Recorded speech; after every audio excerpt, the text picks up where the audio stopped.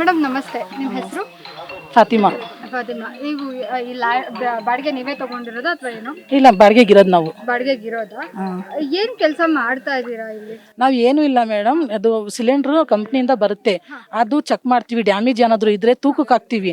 ಚೆನ್ನಾಗಿದ್ರೆ ಅದಕ್ಕೆ ಕ್ಲೀನ್ ಮಾಡಿ ರೀಪೇಂಟಿಂಗ್ ಮಾಡಿ ಹೇರ್ ಹಾಕಿ ಗ್ಯಾಸ್ ಲೀಕ್ ಆಯ್ತದ ಇಲ್ವಾ ಅಂತ ಚೆಕ್ ಮಾಡಿ ಆಮೇಲೆ ರೀಪೇಂಟಿಂಗ್ ಕೊಡ್ತೀವಿ ನಾವು. ಬಟ್ ಅದು ನಮಗೆ ಗೊತ್ತಿರೋ ಹಂಗೆ ಲ್ಯಾಬ್ ಟೆಸ್ಟೆಡ್ ಆಗಬೇಕು, ಪ್ರೆಷರ್ ತಡೆಯುತ್ತಾ ಇಲ್ಲ ಅನ್ನೋದನ್ನ ಲ್ಯಾಬ್ ಟೆಸ್ಟ್ ಹೇರ್ ಹೇಗೆ ಟೆಸ್ಟ್ ಮಾಡ್ತೀರಾ? ಇದರಲ್ಲಿ ಹೇರ್ ಹೇಗೆ ಹಾಕ್ತೀವಿ ಅಲ್ವಾ. ಅದಕ್ಕೆ ಏನಾದ್ರು ಲೈಸೆನ್ಸ್ ಏನಾದ್ರು ಇದೆಯಾ? ಇಲ್ಲಮ್ಮ, ನಾವು ನೆನ್ನೆ ಲಾಯರ್ಗೆ ಮಾತಾಡಿದೀವಿ.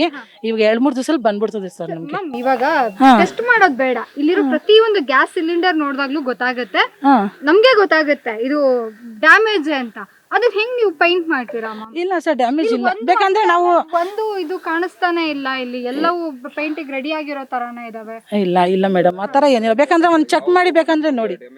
ಇವಾಗ ಇಷ್ಟು 3 ತಿಂಗಳಿಂದ ಕೆಲಸ ಮಾಡ್ತಾರೆ, ಒಬ್ರಿಗೂ ಏನು ತೊಂದರೆ ಇಲ್ಲ, ಏನು ನಾನು ಇದ್ ಮಾಡ್ತಾ ಇಲ್ಲ ಮೇಡಮ್. ಮಾಡೋರಿಗೆ ತೊಂದರೆ ಆಗುತ್ತೆ ಅಂತ ಹೇಳ್ತಿಲ್ಲ, ಯಾಕಂದ್ರೆ ನಾವು ಸುದ್ದಿವಾಹಿನಿಯಲ್ಲಿ ಇರೋದ್ರಿಂದ ನಾವು ವಾರಕ್ಕೆ 2 ಸಿಲಿಂಡರ್ ಬ್ಲಾಸ್ಟ್ ಪ್ರಕರಣಗಳು ನಾವು ನೋಡ್ತೀವಿ. ಇಲ್ಲ ಮೇಡಮ್, ನಾವು ನೋಡ್ತೀವಿ ಎಲ್ಲಾ ಕಡೆನೂ. ನೀವು ನೋಡ್ತೀರಾ ಬೆಂಗಳೂರಲ್ಲಿ ಎಷ್ಟು ಕಡೆ ಸಿಲಿಂಡರ್ ಬ್ಲಾಸ್ಟ್ ಪ್ರಕರಣ ನೋಡ್ತಾ ಇದೀವಿ. ಈ ಒಂದು ಇದರಿಂದ ಕೇಳ್ತಾ ಇರೋದು, ಅದನ್ನ ಯೂಸ್ ಆಗಲ್ಲ ಅಂತ ಅವರೇ ಬಿಟ್ಟಿರ್ಬೇಕಾದ್ರೆ ನೀವ್ ಹೆಂಗ್ ತಂದು ಇದನ್ನ? ಇಲ್ಲ ಮೇಡಮ್, ಅವ್ರು ಫುಲ್ ಗಲೀಜ್ ಆಗೈತೆ ಅಂತ ಅವ್ರು ರೀಪೇಂಟಿಂಗ್ ಕೊಟ್ಟಿರೋದು ಅಷ್ಟೇ, ಇನ್ನೇನಿಲ್ಲ.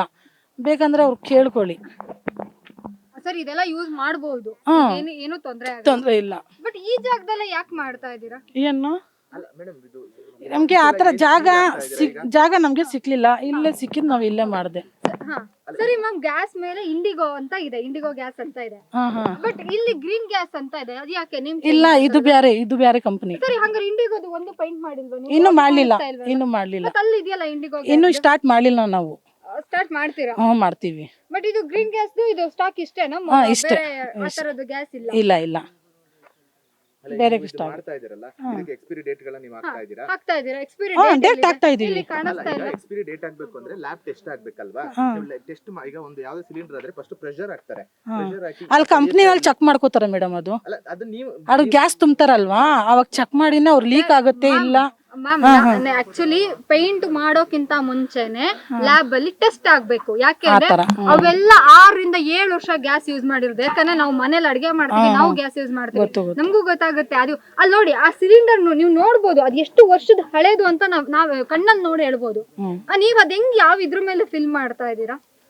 ಅಲ್ಲ ಮೇಡಮ್, ನೀವು ಲೈಸೆನ್ಸ್ ಗೆ ಅಪ್ಲೈ ಮಾಡಿದೀವಿ ಅಂತ ಹೇಳಿದ್ರಿ. ನೀವೀಗ 3 ತಿಂಗಳಿಂದ ಮಾಡ್ತಿದ್ವಿ ಅಂತ ನಮಗೆ ಹೆಚ್ಚು ಮೇಲೆ ಗೊತ್ತಿಲ್ಲ, ಸಾವಿರಾರು ಗಟ್ಟಲೆ. ಇಲ್ಲ ಸರ್, ನಮ್ಗೆ ಇದ್ರ ಬಗ್ಗೆ ಗೊತ್ತಿರ್ಲಿಲ್ಲ. ಆಮೇಲೆ ಯಾರೋ ಅಂದ್ರು ಈ ತರ ಮಾಡಿಸ್ಲೇಬೇಕು, ಎಮರ್ಜೆನ್ಸಿ ಇದಂದ್ರೆ ಅಂತ. ಅದಕ್ಕೆ ನಾನು ನೆನ್ನೆನೆ ಜಾಯಿನ್ ಮಾತಾಡಿಲ್ಲ ಅನ್ನೋಕ್ಕಿಂತ ಈ ಕೊಡುವಂತ ಕಂಪನಿಗಳ ಮೇಲೆ ಕಂಪ್ಲೇಂಟ್ ಆಗುತ್ತೆ. ಯಾಕಂದ್ರೆ ಅವರಿಗೂ ಕೂಡ ನಿಮ್ಮ ಹತ್ರ ಲೈಸೆನ್ಸ್ ಇದೆಯಾ ನೋಡಿ ಕೊಡಬೇಕು. ಅದು ಕೂಡ ನೀವೇನ್ ಕಂಪನಿ ನೋಡ್ತಾ ಇದೀರಲ್ಲ, ಇಲ್ಲಿ ಒಬ್ರು ಜೀವದ ಪ್ರಶ್ನೆ ಅಲ್ಲ. ಇದು ಯಾರ ಮನೆಗೆ ಹೋಗುತ್ತೋ ಗೊತ್ತಿಲ್ಲ, ಎಲ್ಲಿಗೆ ಹೋಗುತ್ತೋ ಗೊತ್ತಿಲ್ಲ. ಲೈಸೆನ್ಸ್ ಎಲ್ಲಿ ಯಾವಾಗ ಅಪ್ಲೈ ಮಾಡಿದೀರಾ? ನೆನ್ನೆ ಲೈಸೆನ್ಸ್ ಬರೋದು ಅದು 3-4 ದಿವಸ ಮಾಡ್ಕೊಡ್ತೀನಿ ಅಂತ.